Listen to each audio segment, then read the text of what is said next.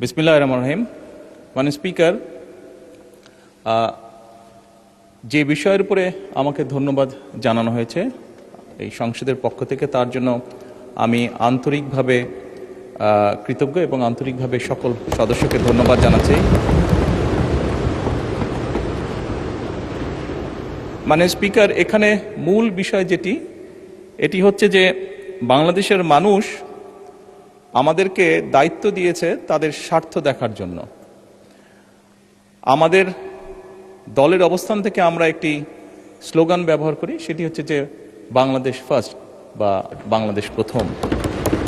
আমি যে কাজটি করার চেষ্টা করেছি মাননীয় স্পিকার, আমি আমার অবস্থান থেকে আমি আমার দেশের মানুষের স্বার্থ নিয়ে কথা বলার এবং সেই স্বার্থ রক্ষা করার চেষ্টা করেছি মাননীয় স্পিকার।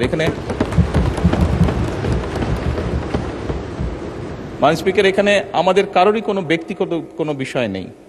এটি যদি কোনো কিছু অর্জন হয়ে থাকে, ভালো কোনো কিছু অর্জন হয়ে থাকে, এটি বাংলাদেশের অর্জন।